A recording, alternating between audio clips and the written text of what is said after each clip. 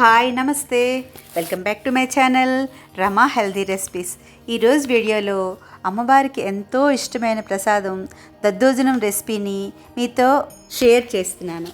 దసరా నవరాత్రులలో 3వ రోజు సెప్టెంబర్ 24వ తేదీ ఆశ్వయుజ శుద్ధ తదియ నాడు త్రిశక్తి స్వరూపిణి అయిన దుర్గాదేవిని శ్రీ అన్నపూర్ణాదేవిగా అలంకరిస్తాము.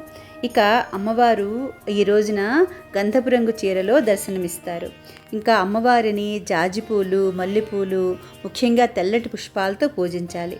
ఈ రోజున అమ్మవారికి నివేదించవలసిన నైవేద్యం దద్దోజనం. కమ్మని రుచిగా ఉండే ఈ దద్దోజనం ప్రసాదాన్ని ఈజీ వేలో ఎలా చేసుకోవాలో చూద్దాం. ముందుగా అన్నం వండడం కోసం ఒక గ్లాస్ బియ్యం తీసుకుని బాగా కడుక్కోవాలి. బాగా కడుక్కొని దీంట్లోని 1కి 3 గ్లాసుల నీళ్ళు పోస్తున్నాను. కొంచెం మెత్తగా ఉండాలి కాబట్టి 1కి 3 గ్లాసుల నీళ్ళు పోసుకొని దీన్ని రైస్ కుక్కర్లో పెట్టుకో. రైస్ కుక్కర్లో నేను 10 నిమిషాలు పెట్టాను.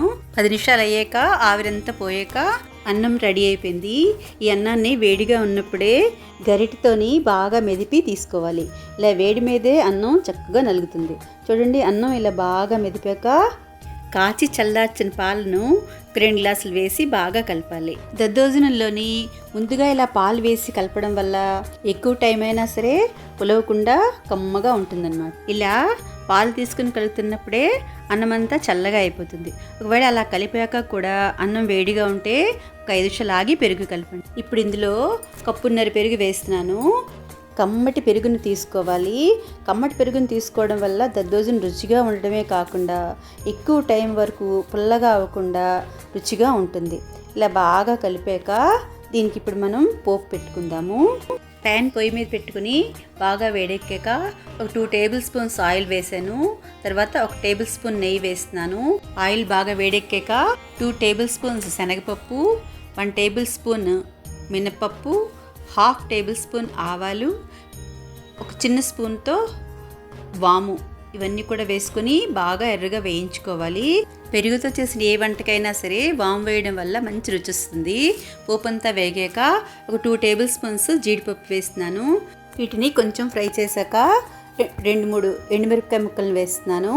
ఇవన్నీ కూడా బాగా ఫ్రై అయ్యాక కొంచెం కరివేపాకు వేసుకొని తర్వాత కొంచెం అల్లం 1 టేబుల్ స్పూన్ అల్లం తరుగు వేసుకొని తర్వాత 4-5 పచ్చిమిరపకాయల ముక్కలను కట్ చేసుకొని వేసుకొని ఇవన్నిటినీ కూడా బాగా రెడ్గా వేయించుకోవాలి. ఇవన్నీ బాగా వేగిన తర్వాతని ఆవులు కొత్తిమీర కూడా వేస్తున్నాను.